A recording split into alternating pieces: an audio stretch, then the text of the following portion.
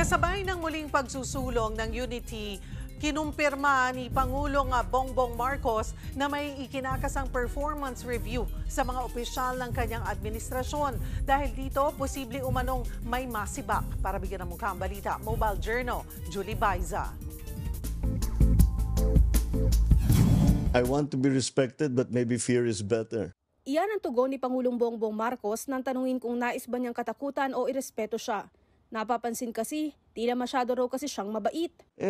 Anong gagawin ko? Maging masamang tao.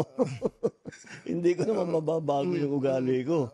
Pero, siguro, dapat nga talaga maging mas mabagsik talaga. Dahil, wala kailangan talagang maging mas efficient mas mabilis ang pagdating.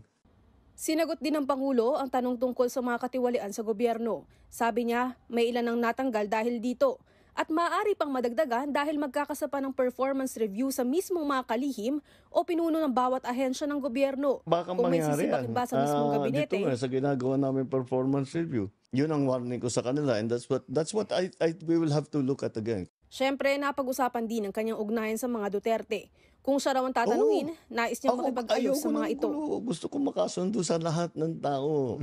Mas maganda, marami na akong kaaway, hindi ko kailangan ng kaaway, kailangan ko kaibigan.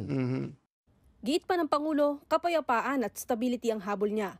Lagi raw bukas ang kanyang pinto sa pakikipagkasundo. Una riyan, sinabi ni PBBM na hindi siya manghihimasok sa impeachment trial ng dating running mate na si Vice President Sara Duterte. Mobile Journal, Julie Baiza po, hatid ang mukha ng balita.